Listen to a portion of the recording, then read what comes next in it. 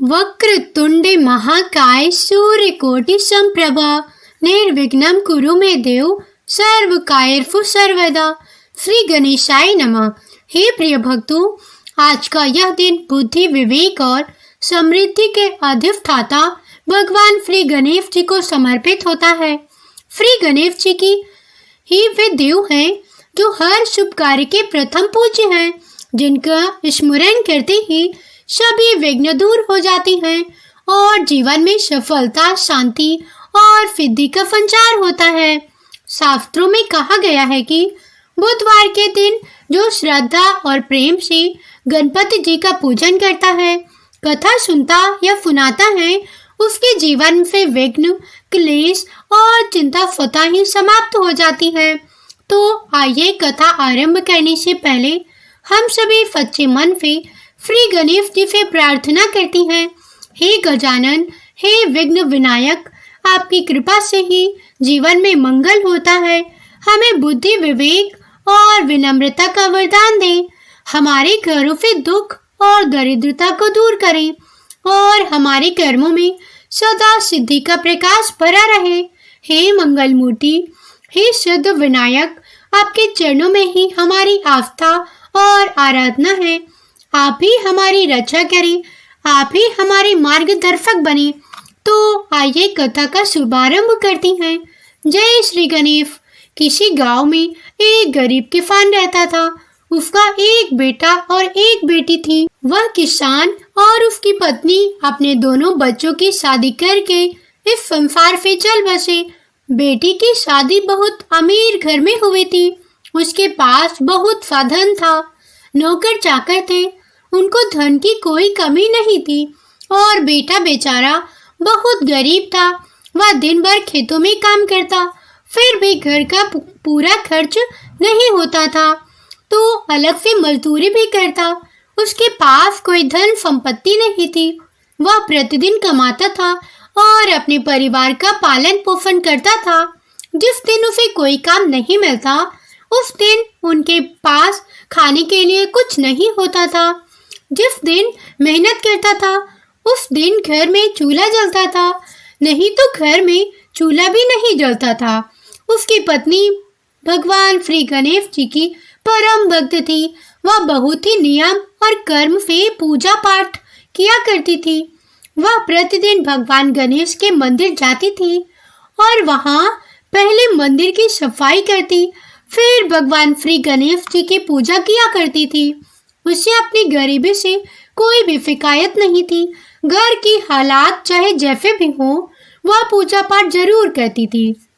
इसीलिए गरीब होते हुए भी उसके बच्चे संस्कारी थे और वह थोड़े में ही गुजारा करके अपने पति के साथ खुश थी।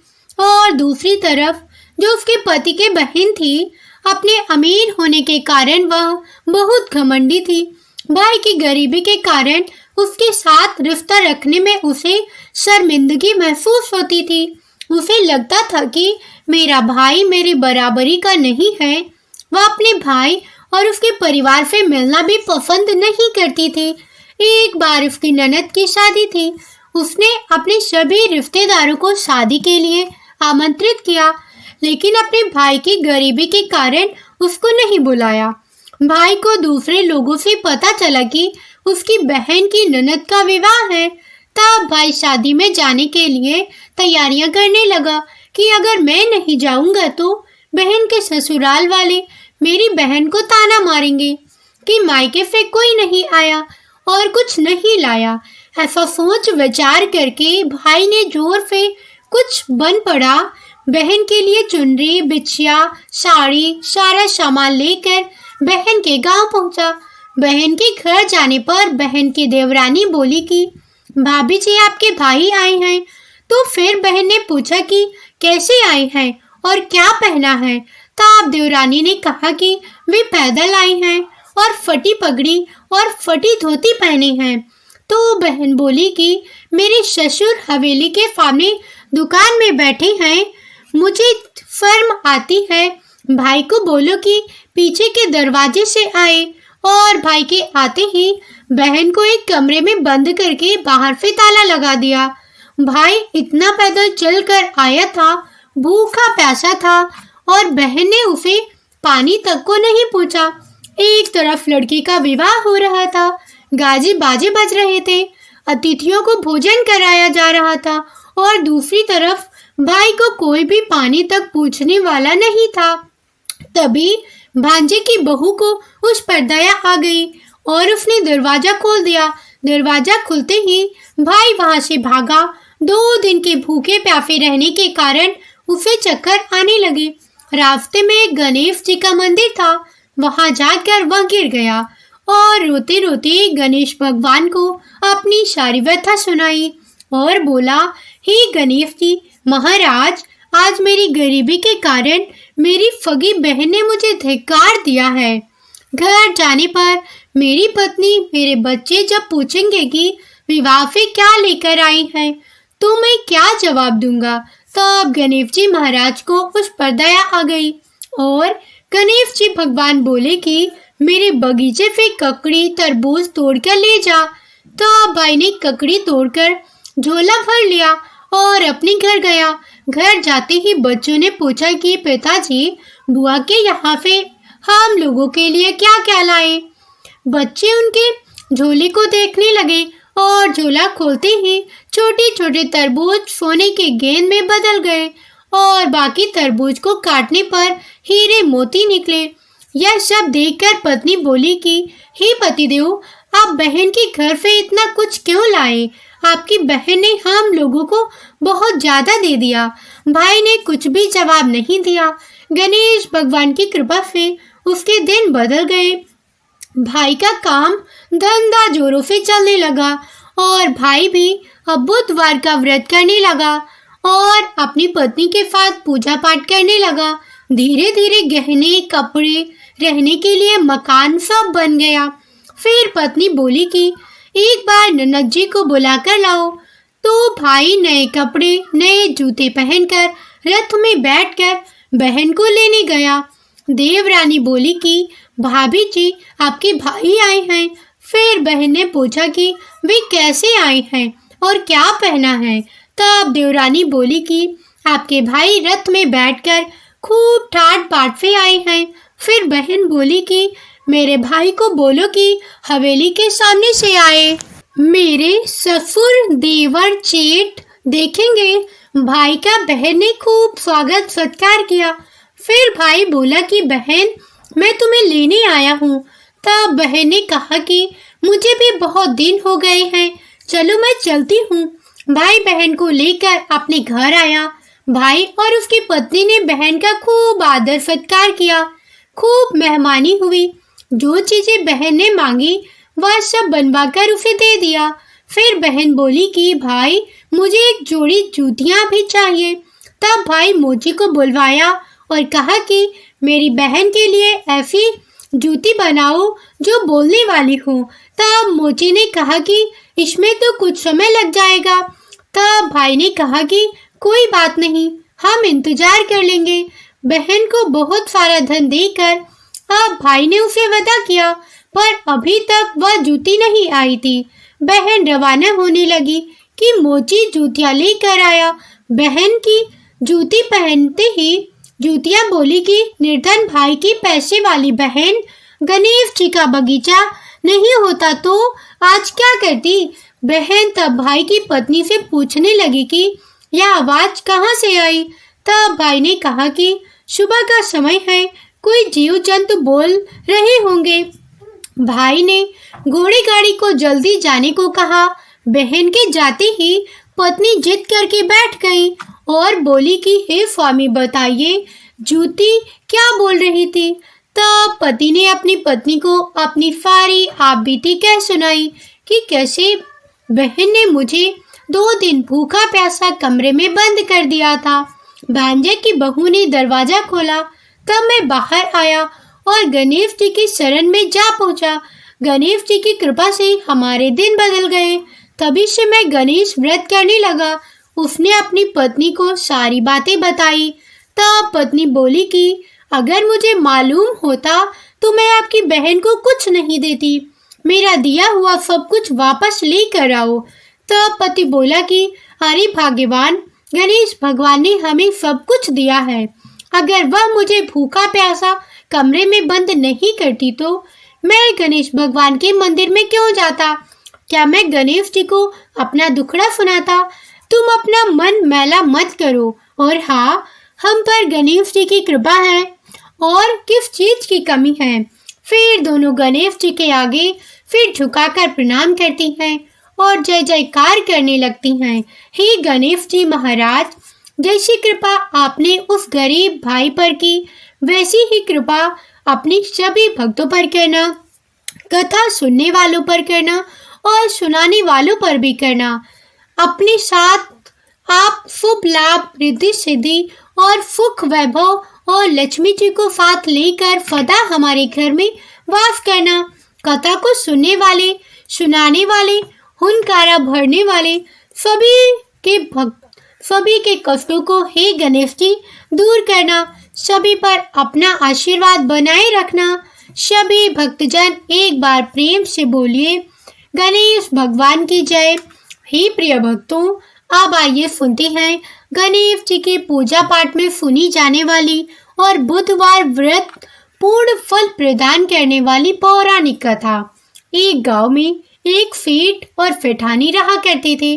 वे बहुत ही धार्मिक प्रवृत्ति के थे और वे गणेश जी के अनन्य भक्त भी थे। वे दोनों प्रतिदिन ब्रह्म मुहूर्त में उठकर स्नान आदि से निवृत्त होकर सूर्य भगवान को जल देते, तुलसी मैया को सींचते और भगवान की पूजा अर्चना किया करते थे और बिना चूके हर बुधवार को गणेश जी का व्रत करते थे और जोड़े सहित ब्राह्मणों को भोजन कराने के बाद ही अपना व्रत खोलते थे। सेठ जी का परिवार काफी बड़ा था। वे सब आपस में बड़े प्यार और प्रेम भाईचारे के साथ रहते थे।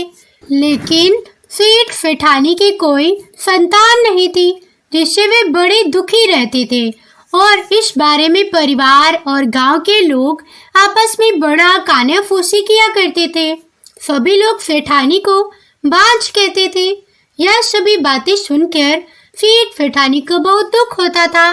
एक बुधवार के दिन सेठ सेठानी भगवान गणेश जी की पूजा संपन्न कराकर मंदिर से बाहर आ ही रहे थे। उसी समय उन्हें सीढ़ियों पर एक छोटा बालक अकेले बैठा रोता हुआ दिखाई दिया। उस छोटे से बालक को देखते ही दोनों सेठ सेठानी इधर उधर देखने लगे कि कहीं उसके माता पिता होंगे। फिर वे उसी के पास गए और उस बालक से पूछा कि तुम्हारे माता पिता कहाँ हैं?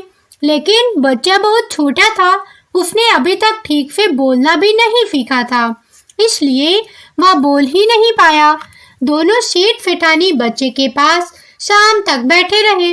तब तक पंडित जी और सेठ जी के नौकर ने आसपास जाकर बच्चे के माता पिता को ढूंढने की कोशिश की, लेकिन उन्हें बच्चे के माता पिता की कोई खबर नहीं मिली। फिर अंत में पंडित जी ने सेठ सेठानी को बच्चा अपने घर ले जाने के लिए कह दिया और साथ ही यह भी कहा कि अगर बच्चे के माता पिता यहाँ आते हैं तो मैं स्वयं उन्हें आपके पास लेकर आऊंगा। तब सेठ सेठानी की खुशी का ठिकाना नहीं रहा, क्योंकि उनके तो कोई औलाद नहीं थी। तब वे दोनों खुशी खुशी उस नन्हे बालक को अपने साथ अपने घर ले आए। सेठ जी ने बच्चे का नाम अपने आराध्य देव श्री गणेश जी भगवान के नाम पर गणेशा रखा और बड़े ही प्रेम और दुलार से उसका लालन पालन करने लगे। कुछ दिनों के बाद उसी गांव में एक बहुत बड़ा ठग प्रतापी आई। उनके इरादे गांव के सबसे अमीर आदमी के ठगने का था। वे दोनों ठग गणेश मंदिर की सीढ़ियों पर बैठकर सोच विचार कर रहे थे। तभी वहां पर पंडित जी आ गए और गांव में अनजान लोगों को देखते ही उन्होंने पूछा कि क्या आपका बच्चा खो गया है? वे दोनों चोरी के लिए बहाना ढूंढ रहे थे, इसीलिए उन दोनों ने तुरंत ही हाँ कर दिया। तब पंडित जी ने कहा कि आपका बच्चा एक सेठ जी के घर पर पल रहा है। आपको ढूंढने की भी हमने बहुत कोशिश की थी, तब आपका पता नहीं मिला। तब हमने बच्चे को सेठ जी को सौंप दिया। आप चिंता ना करें, आपका बच्चा बिल्कुल ठीक है। और ऐसा बोलकर पंडित जी उन दोनों ठग फेट के घर ले आए और कहा कि हे फेट जी, गणेशा के माता पिता आ गए हैं। यह खबर सुनकर फेट और फेठानी बहुत दुखी हुए। फेट ने उन दोनों पतिव्रती को एक रात के लिए अपने अतिथि घर में ठहराया। अब वह दोनों ठग सिर्फ मौके की फिराक में थे। फिर उसी रात सभी लोगों के सो जाने के बाद वे दोनों ठग एक एक करके सभी कमरों की तलाशी करने लगे। फिर वे दोनों तिजोरी वाले कमरे में पहुंच गए। छानबीन के समय होने वाली छोटी मोटी आवाजों से फेट जी का एक नौकर जाग गया और आवाज की दिशा में तिजोरी वाले कमरे के नजदीक आ गया। उसने चुपके से अंदर जब झांककर देखा तो दोनों ही मेहमान कीमती सामान चुरा रहे थे। नौकर ने यह देखते ही धीरे से उस कमरे की बाहर की कुंडी लगा दी और जोर जोर से बुलाकर पूरे घर में हल्ला मचा दिया। शोरगुल की आवाज सुनते ही घर के सभी लोग इकट्ठा हो गए। तब सेठ जी ने उन दोनों चोर पति पत्नी को कमरे से बाहर निकाला और सुबह ही पंचायत में हाजिर कर दिया। सेठ जी ने सरपंच जी को पूरा मामला बताया और कहा कि हे सरपंच जी, वह दोनों तो चोर हैं। अब हम पुत्र गणेशा को इन दोनों को नहीं देंगे। लेकिन वे दोनों ठग अपनी जिद पर अड़े रहे और बच्चे को ले जाने की जिद करने लगे। सरपंच जी ने इस गंभीर समस्या का एक तोड़ निकाला। उन्होंने सेठानी और उस चोर की पत्नी को गणेशा के सामने खड़ा कर दिया और कहा, जिसके भी आंचल से दूध की धार गणेशा के मुंह में जाएगी, वह बालक गणेशा उसी के पास रहेगा। फिर दोनों अपने अपने आंचल मुंह के सामने फैलाकर खड़ी हो गई। सेठानी जी मन ही मन भगवान गणेशा के नाम का जाप कर रही थी और देखते ही देखते गणेश भगवान की कृपा से सेठानी के आंचल से दूध की एक धात गणेशा के मुंह में गिरी और इस तरह बालक गणेशा सेठ और सेठानी के साथ हमेशा के लिए रहने लगा। और उन दोनों ठग पति पत्नी को राजा के सिपाहियों ने गिरफ्तार कर लिया और उन्हें कैद खाने में डलवा दिया। इस तरह निसंतान सेठ और सेठानी को भगवान श्री गणेश की कृपा से एक पुत्र की प्राप्ति हुई। तो सभी भक्तजन प्रेम से बोलिए, गणेश महाराज की जय। ओम नमः शिवाय। हे प्रिय भक्तों, अब आइए सुनते हैं हर पूजा में सुनी जाने वाली गणेश जी की कथा। पौराणिक कथाओं के अनुसार एक गांव में एक विधवा अपनी बहू के साथ रहती थी। उसकी बहू थोड़ी मंद बुद्धि वाली थी, जो अपने भूख बर्दाश्त नहीं कर पाती थी और हमेशा खाने के लिए उतारू रहती थी। वह सबसे पहले उठकर खाना खाती थी, फिर घर के बाकी काम किया करती थी। एक दिन विधवा ने अपने घर में पूजा करवाने का सोचा, लेकिन वह थोड़ी परेशान थी क्योंकि उसकी बहू अगली सुबह उठते ही खाने के लिए दौड़ेगी और पूजा के लिए बनाए गए पकवान को जूठा कर देगी। अपनी बहू को पूजा के लिए बनाए गए पकवान से दूर रखने के लिए विधवा ने एक तरीका निकाला। पूजा वाली सुबह उसने एक मटका लिया और उसके नीचे एक छोटा सा छेद कर दिया और अपनी बहू से बोली कि आज पूजा है, इसीलिए खाना खाने से पहले पानी भर के ले आओ। बहू भी थोड़ा चालाक थी। उसने देख लिया था कि विधवा ने मटके के नीचे छेद कर दिया है, इसीलिए वह अपनी साड़ी में आटा बांधकर पनघट पर चली गई। वहां उसने आटा निकाला और कुएं के पानी की मदद से बाटियां बनाने लगी। कुएं के पास ही एक शमशान घाट था जहां चिता जलाई जा रही थी। बहू ने उसकी आंच में अपनी बाटियां फेंक ली। उसकी बाटियां सूखी थी तो वह पास में ही गणेश जी के मंदिर में चली गई, जहां गणेश जी को किसी ने चोला चढ़ाया हुआ था। उसने देखा कि गणेश जी की तोन पर घी लगा हुआ है। उसने उस घी को अपनी बाटी पर लगा लिया और उसका मटका भोग गणेश जी को लगाकर वह बाटी खा ली और घर वापस चली गई। बहू की इस हरकत पर गणेश जी भगवान को बहुत गुस्सा आया और उन्होंने गुस्से में अपनी नाक पर उंगली चढ़ा ली। जब गांव वालों ने देखा कि गणेश जी अपनी नाक के ऊपर उंगली चढ़ा ली है, तो उन्हें मनाने के लिए बहुत जद्दोजहद किया गया, लेकिन गणेश जी ने अपनी उंगली वापस नहीं उतारी। जब यह बात राजा को पता चली तो राजा ने बड़े बड़े पंडितों और ज्योतिषियों को बुलवाया और हवन करवाया, लेकिन गणेश जी फिर भी नहीं माने। सब बहुत चिंतित थे। राजा ने पूरे गांव में ऐसा ऐलान करवा दिया कि जो भी मनुष्य गणेश जी की नाक से उंगली हटाने में सफल होगा उसे इनाम के तौर पर 5 गांव दिए जाएंगे। गांव के सभी लोग गणेश जी को मनाने में लगे, लेकिन गणेश जी नहीं माने और अपनी उंगली चढ़ाए रखे। अंत में विधवा की बहू बोली कि माँ जी, अगर सब उसे आज्ञा दें तो वह गणेश जी की उंगली हटवा सकती है। उसकी बात सुनकर विधवा हंसने लगी और बोली कि जब बड़े बड़े विद्वान कुछ नहीं कर पाए तो वह कैसे गणेश जी को मना पाएगी। फिर किसी ने बोला कि जब सब लोगों को मौका मिला है तो उसे भी एक मौका मिलना चाहिए। फिर सभी लोग बहू को एक मौका देने के लिए मान गए, लेकिन बहू ने एक शर्त रखी। उसने कहा कि उसके घर से लेकर मंदिर तक पर्दा बांध दिया जाए। सब लोगों ने सोचा कि इतना कुछ तो हो ही चुका है, तो पर्दा बांधने में क्या जाता है। बहू के कहे अनुसार उसके घर से लेकर मंदिर तक पर्दा लगाया गया। बहू ने अपना दिमाग लगाया और अपनी पेटीकोट में मोंगरी छिपाकर मंदिर चली गई। मंदिर जाकर उसने गणेश जी से बोला कि मैंने आपकी तोंद से जरा क्या ले लिया। आपने अपनी नाक पर उंगली चढ़ा ली। आप नाक पर से उंगली हटा रहे हो या दो एक मोंगरी। अभी आपके टुकड़े टुकड़े हो जाएंगे।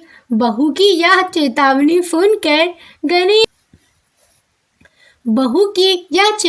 सुनकर गणेश जी थोड़ा डर गए और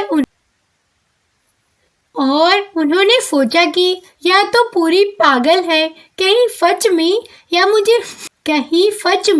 या मुझे मोंगरी न मार दे। गणेश जी ने बिना सोचे समझे अपनी नाक पर से उंगली हटा ली, जिसे देखकर गांव वाले बड़े खुश हुए और बहू की जय जयकार करने लगे। और राजा के ऐलान के मुताबिक बहू को 5 गांव इनाम में दे दिए गए। हे प्रिय भक्तों, यह कथा सुनकर लोग गणेश भगवान से यह मांगते हैं कि वह भी उस बहू की तरह सबकी बात मान जाए और उनकी मनोकामनाएं पूर्ण कर दे। तो सभी भक्तजन एक बार प्रेम से बोलिए गौरी पुत्र गणेश भगवान की जय। अन्य पौराणिक कथा के अनुसार समतापुर नगर में मधुसूदन नाम का एक व्यक्ति रहता था। वह बहुत ही धनवान था। मधुसूदन का विवाह बलरामपुर नगर की एक सुंदर लड़की से हुआ था, जिसका नाम था संगीता। एक बार मधुसूदन अपनी पत्नी को लेने बुधवार के दिन बलरामपुर गया। मधुसूदन ने पत्नी के माता पिता से संगीता को विदा करने के लिए कहा। माता पिता बोले, बेटा आज बुधवार है और बुधवार को कोई भी शुभ कार्य करने के लिए यात्रा नहीं करते। लेकिन मधुसूदन नहीं माना। उसने ऐसी शुभ अशुभ की बातों को ना मानने की बात कही। उसके बाद दोनों ने बैलगाड़ी से यात्रा प्रारंभ कर दी। 2 कोस की यात्रा के बाद उसकी गाड़ी का एक पहिया टूट गया। वहां से दोनों ने पैदल ही यात्रा शुरू कर दी। रास्ते में संगीता को बहुत प्यास लगी। मधुसूदन उसे एक पेड़ के नीचे बैठाकर जल लेने चला गया। थोड़ी देर बाद जब मधुसूदन कहीं से जल लेकर वापस आया तो वह बुरी तरह से हैरान हो उठा, क्योंकि उसकी पत्नी के पास उसकी ही हमशक्ल, उसकी ही शक्ल सूरत का एक जैसा व्यक्ति उसके पास बैठा था। उसकी पत्नी के पास बैठा था। संगीता भी मधुसूदन को देखकर हैरान रह गई। वह दोनों में कोई अंतर ही नहीं पा रही थी। वह पहचान नहीं पा रही थी कि इसमें से असली मधुसूदन कौन है। मधुसूदन ने उस व्यक्ति से पूछा, तुम कौन हो और मेरी पत्नी के पास क्यों बैठे हो? मधुसूदन की बात सुनकर उस व्यक्ति ने कहा, अरे भाई, यह मेरी पत्नी संगीता है। मैं अपनी पत्नी को ससुराल से विदा करके लाया हूँ। लेकिन तुम कौन हो जो मुझे ऐसा प्रश्न कर रहे हो? मधुसूदन ने कहा, तुम जरूर कोई चोर या ठग हो। यह मेरी पत्नी संगीता है। मैं इसे पेड़ के नीचे बैठाकर जल लेने गया था। इस पर उस व्यक्ति ने कहा, अरे भाई, झूठ तो तुम बोल रहे हो। संगीता को प्यास लगने पर जल लेने तो मैं गया था। मैंने तो जल लाकर अपनी पत्नी को पिला भी दिया है। अब तुम चुपचाप यहाँ से चलते जाओ, नहीं तो किसी सिपाही को बुलाकर तुम्हें पकड़ा दूंगा। दोनों एक दूसरे से बात बहुत करते हुए लड़ने लगे। उन्हें लड़ते देखकर बहुत से लोग वहां इकट्ठा हो गए। नगर के कुछ सिपाही भी वहां आ गए। सिपाही उन दोनों को पकड़कर राजा के पास ले गए। सारी कहानी सुनाकर राजा भी कोई निर्णय नहीं ले पाया। संगीता भी उन दोनों में से अपने वास्तविक पति को नहीं पहचान पा रही थी कि कौन सा मेरा असली पति है। राजा ने दोनों को कारागार में डाल देने के लिए कहा। राजा के फैसले पर असली मधुसूदन भयभीत हो उठा। वह डर गया। तभी एक आकाशवाणी हुई, हे मधुसूदन, तूने संगीता के माता पिता की बात नहीं मानी और बुधवार के दिन अपने ससुराल से प्रस्थान किया। यह सब भगवान बुद्धदेव के प्रकोप से हो रहा है। मधुसूदन ने भगवान बुद्धदेव से प्रार्थना की कि हे भगवान बुद्धदेव, मुझे क्षमा कर दो, मुझे माफ कर दो। मुझसे बहुत बड़ी गलती हुई है। भविष्य में अब कभी भी बुधवार के दिन यात्रा में नहीं करूंगा और सदैव बुधवार को आपका व्रत किया करूंगा। मधुसूदन की प्रार्थना करने से भगवान बुद्धदेव ने उसे क्षमा कर दिया, उसको माफ कर दिया। तभी दूसरा व्यक्ति राजा के सामने से उसी समय गायब हो गया। राजा और दूसरे लोग इस चमत्कार को देखकर बहुत हैरान हो गए। भगवान बुद्धदेव की इस अनुकंपा से राजा ने मधुसूदन और उसकी पत्नी को सम्मानपूर्वक विदा किया। कुछ दूर चलने पर रास्ते में उन्हें बैलगाड़ी मिल गई। बैलगाड़ी का जो टूटा हुआ पहिया था वह भी जुड़ा हुआ था। दोनों उसमें बैठकर समतापुर की ओर चल दिए। मधुसूदन और उसकी पत्नी संगीता दोनों बुधवार को व्रत करते हुए आनंद पूर्वक अपने जीवन बिताने लगे। इस तरह भगवान बुद्ध देव की कृपा से उनके यहाँ खुशियाँ बरसने लगी। इस तरह से जो भी स्त्री पुरुष विधिवत बुधवार का व्रत करके व्रत कथा सुनती हैं, भगवान बुद्ध देव उनके सभी कष्ट दूर करती हैं। प्रेम से बोलिए बुद्ध देव भगवान की जय। पौराणिक कथा के अनुसार बहुत समय पहले की बात है। भगवान विष्णु का विवाह लक्ष्मी जी के साथ सुनिश्चित हो गया। अब विवाह की तैयारियां भी होने लगी। खूब धूमधाम से विवाह की तैयारियां हो रही थी। सभी देवताओं को निमंत्रण भेजे गए, लेकिन गणेश जी को निमंत्रण नहीं दिया गया था। कारण जो हो रहा था, अब भगवान विष्णु की बारात जाने का समय आ गया। सभी देवतागण अपनी पत्नियों के साथ विवाह समारोह में आए। सभी ने देखा कि गणेश जी कहीं दिखाई नहीं दे रहे हैं। तब वे सभी आपस में चर्चा करने लगे कि गणेश जी कहीं दिखाई नहीं दे रहे। क्या गणेश जी को न्योता नहीं भेजा गया, या स्वयं गणेश जी ही किसी कारण नाराज होकर विवाह में नहीं आए होंगे? आपस में वे सभी चर्चा करने लगे।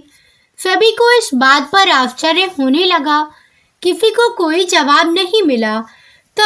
तभी सभी ने सोचा कि क्यों ना भगवान विष्णु से ही इसका हम कारण पूछ लें। विष्णु भगवान से पूछने पर विष्णु भगवान ने कहा कि हमने गणेश जी के पिता भोलेनाथ महादेव को न्योता भेजा है। यदि गणेश जी अपने पिता के साथ आना चाहते हैं तो आ जाते। अलग से न्योता देने की आवश्यकता भी नहीं थी। दूसरी बात यह है कि उनको 1.25 मन मूंग, 1.25 मन चावल, 1.25 मन घी और 1.25 मन लड्डू का भोजन दिन भर के लिए चाहिए। यदि गणेश जी नहीं आएंगे तो कोई बात नहीं, दूसरे के घर जाकर इतना सारा खाना पीना अच्छी बात नहीं होती। अभी वे सभी यह चर्चा ही कर रहे थे कि किसी ने सुझाव दिया यदि गणेश जी भी आ जाएं तो उनका द्वारपाल बनाकर बैठा देंगे कि आप घर का ध्यान रखना। आप तो चूहे पर बैठकर धीरे धीरे चलोगे तो बारात से बहुत पीछे रह जाओगे। यह सुझाव सबको पसंद भी आ गया। तब भगवान विष्णु ने अपनी सहमति दे दी। अब नारद मुनि को किसी तरह से गणेश जी को बुलाने के लिए भेजा गया। गणेश भगवान ने जैसे ही निमंत्रण सुना, वे जल्दी जल्दी भगवान विष्णु के विवाह में सम्मिलित होने के लिए आ गए। अब जब समारोह में गणेश जी उपस्थित हो गए तो जैसे ही सभी देवी देवताओं ने मिलकर विचार विमर्श किया था, तो गणेश भगवान को किसी तरह से समझा बुझाकर घर की रखवाली करने के लिए बैठा दिया गया। अब बारात चल दी। सभी देवी देवता बारात के साथ चल दिए। तब नारद जी ने देखा कि गणेश जी तो दरवाजे पर ही बैठी हुई हैं। तब वे गणेश जी के पास गए और उनसे रुकने का कारण पूछने लगे। नारद जी ने पूछा, क्या बात है गणेश जी, आप द्वारपाल पर इस तरह से क्यों बैठे हो? विष्णु जी ने आपको अपने विवाह में सम्मिलित होने के लिए बुलाया था। वे आपको अपने साथ बारात में लेकर नहीं गए। कहीं ऐसा तो नहीं वह आपको अपने घर का द्वारपाल बनाकर यहाँ छोड़कर चले गए हों? गणेश भगवान को सारी बात समझ में आई तो वह बहुत ही क्रोधित होकर कहने लगे, नारद जी, तब तो भगवान विष्णु ने मेरा बहुत बड़ा अपमान किया है। नारद मुनि तो सारा हाल जानते थे कि गणेश भगवान के बिना तो विष्णु भगवान की बारात आगे जा ही नहीं सकती थी। तो अब नारद जी गणेश भगवान को कहने लगे कि अगर आप अपनी मूषक सेना को आगे भेज दें तो वह रास्ता खोद देंगे, जिससे कि सभी वाहन धरती में धंस जाएंगे। तब तो विष्णु भगवान को आपके सम्मान पूर्वक अपनी बारात में बुलाना ही पड़ेगा। अब भला किस बात की देरी थी?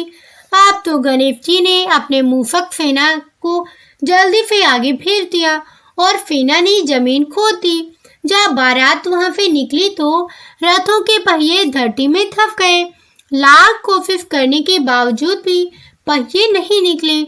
सभी ने अपने अपने उपाय किए, फिर वे पहिए तो निकल ही नहीं पाए बल्कि टूट गए। अब किसी की समझ में नहीं आ रहा था कि अब क्या किया जाए। तब नारद जी ने विष्णु भगवान की बारात में पहुंच चुके थे। उन्होंने कहा, आप लोगों ने गणेश जी का अपमान करके अच्छा नहीं किया। यदि उन्हें मना कर लाया जाए तो आपको कार्य सिद्धि हो सकती है और संकट भी टल सकता है। तब शंकर भगवान ने अपने दूत नंदी को भेजा और नंदी ने किसी तरह से समझा बुझाकर गणेश जी को लेकर आए। तब गणेश जी का आदर सम्मान किया गया, उनकी पूजा की गई। तब कहीं जाकर रथ के पहिए निकले। पहिए तो निकल गए लेकिन वह टूट फूट गए थे। तब उन्हें सुधारता कौन? पास के खेत में खाती मतलब कि किसान काम कर रहा था तो उसे बुलाया गया। अब खाती अपना कोई भी कार्य प्रारंभ करने से पहले ओम श्री गणेशाय नमः कहता था, गणेश जी की वंदना करता था। अब जब सभी लोगों ने उसे निवेदन किया तो खाती यानी कि खेत का किसान ओम श्री गणेशाय नमः कहकर मन ही मन गणेश जी की वंदना करने लग गया और देखते ही देखते किसान ने सभी पहियों को ठीक कर दिया। पहियों को ठीक करने के बाद जब किसान कहने लगा, हे देवतागण, आपने सर्वप्रथम गणेश जी को नहीं मनाया होगा और न उनकी पूजा की होगी, इसीलिए आप सभी के ऊपर यह संकट आया है। हम लोग तो मूर्ख और अज्ञानी हैं, फिर भी हम लोग सबसे पहले गणेश जी की पूजा करती हैं, उनका ध्यान करती हैं। लेकिन आप लोग तो देवतागण हैं, फिर भी आप गणेश जी को कैसे भूल गए? अब आप लोग सबसे पहले गणेश जी का नाम लेकर जाएं, गणेश जी की जयकार बोलकर जाएं, तो आपके सारे काम बन जाएंगे और कोई भी संकट नहीं आएगा। ऐसा कहते हुए बारात वहां से गणेश भगवान को अपने साथ लेकर चल पड़ी और फिर धूमधाम से विष्णु भगवान का माता लक्ष्मी के साथ विवाह संपन्न हो गया और सभी सकुशल घर लौट आए। अब सुनिए गणेश भगवान की दूसरी पौराणिक कथा। पौराणिक कथा के अनुसार एक बार गणेश जी महाराज एक सेठ जी के खेत में फिर होकर जा रहे थे। तब उन्होंने 12 दाने अनाज के तोड़ लिए। अब अनाज के दाने बिना पूछे ही तोड़ लिए तो गणेश जी के मन में बड़ा भारी पछतावा होने लगा।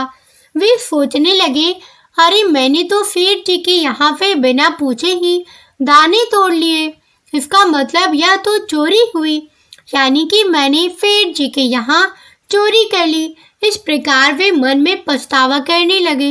अब चोरी की बात है तो उसका प्रायश्चित भी जरूरी है। गणेश जी ने जिन सेठ के यहाँ चोरी की थी उन्हीं के यहाँ 12 साल की नौकरी करने का निश्चय कर लिया। बस फिर क्या था, बेश बदल कर पहुँच गए सेठ जी के यहाँ और सेठ जी के काम मांग लिया। उधर सेठ जी को भी किसी नौकर की जरूरत थी। इस तरह गणेश जी नौकर बनकर सेठ जी के यहाँ काम करने लग गए। एक दिन की बात है, सेठानी राख से हाथ धोने लगी। तब गणेश जी ने सेठानी का हाथ पकड़कर मिट्टी से हाथ धुला दिए। सेठानी सेठ जी से बोली, अरे यह कैसा नौकर रखा है आपने? नौकर होकर इसने मेरा हाथ पकड़ लिया। जब सेठ जी को पता चला तो उन्हें भी गुस्सा आया। सेठ जी ने तुरंत अपने नौकर को बुलाकर पूछा, क्यों तुमने सेठानी का हाथ क्यों पकड़ा? तब गणेश जी भगवान कहने लगे, मैंने तो एक सीख की बात बताई है। राख से तो हाथ धोने से घर की लक्ष्मी नाराज होकर घर से चली जाती है और मिट्टी से हाथ धोने से घर में लक्ष्मी जी का वास हो जाता है। सेठ जी ने सोचा, अरे मेरा नौकर है तो सच्चा। दरअसल सेठ जी ने यहाँ नौकर बनकर रह रहे भगवान गणेश ने उन्हें अपना नाम भी गणेश ही बताया था। तो जब कुंभ का मेला आया तो सेठ जी कहने लगे, गणेश सेठानी को कुंभ के मेले में स्नान करा के ले आओ। आप नौकर बने गणेश जी सेठानी के साथ चल दिए गंगा स्नान कराने।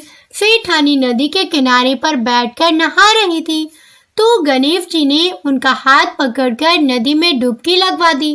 घर आकर सेठानी ने फिर से सेठ से कहा, इस गणेश ने तो मेरी इज्जत ही नहीं रखी और इतने सारे आदमियों के बीच में मुझे घसीट कर आगे पानी में लेकर चला गया। तब सेठ जी ने गणेश जी से पूछा, तुमने ऐसा क्यों किया? तब गणेश जी कहते हैं, सेठानी किनारे पर बैठकर गंदे पानी से नहा रही थी, तब मैं तो आगे ले जाकर अच्छे पानी में डुबकी लगा कर लाया हूँ। इससे सेठानी अगले जन्म में हैरानी और राजपाट का सुख भोगेगी। सेठ जी सोचने लगे, गणेशा है तो सच्चा। एक दिन की बात है, सेठ जी के घर में पूजा पाठ हो रही थी, हवन भी हो रहा था। सेठ जी फिर से गणेश से कहने लगे कि जाओ और सेठानी को बुलाकर ले आओ। उधर गणेश जब सेठानी को बुलाने गए तो सेठानी काली चुनरी ओढ़कर चलने लगी। तब गणेश जी ने काली चुनरी फाड़ डाली और कहने लगे, लाल चुनरी ओढ़कर चलो। सेठानी नाराज होकर सो गई। सेठ जी ने देखा सेठानी तो अभी तक नहीं आई। तब वह खुद ही आ गई देखने के लिए कि सेठानी कहाँ है। आकर देखा तो सेठानी तो नाराज होकर लेटी हुई थी। सेठानी से पूछने लगी, क्या बात है? घर में हवन की तैयारी हो चुकी है और तुम यहाँ सो रही हो। तब सेठानी कहने लगी, समझाओ अपने गणेश को, देखो आज इसने मेरी चुनरी फाड़ डाली। यह बात जानकर सेठ को बहुत गुस्सा आया। गणेश भगवान को बुलाया और बहुत डांटा। तब गणेश जी कहने लगे, सेठ जी पूजा पाठ में काला वस्त्र नहीं पहनते हैं और सेठानी क्यों काली चुनरी ओढ़कर आ रही थी, तो मैंने इनसे लाल वस्त्र पहनने के लिए कहा और जब यह नहीं मानी तो मैंने इनकी काली चुनरी फाड़ डाली। काला वस्त्र पहनने से कोई भी शुभ कार्य सफल नहीं होता है। यह बात सुनकर सेठ जी सोचने लगे, गणेश है तो सच्चा और समझदार है, फिर एक दिन की बात है, फिर जी पूजा करने लगे। पूजा करने के लिए उन्होंने पंडित जी को निमंत्रण भी दिया। अब पंडित जी भी आ गए, पूजा की तैयारियां हो गई। तभी पंडित जी कहने लगे, अरे फिर जी, मैं तो गणेश जी की मूर्ति लाना ही भूल गया। अब क्या करें? उधर नौकर बने भगवान गणेश वहीं खड़े हुए थे।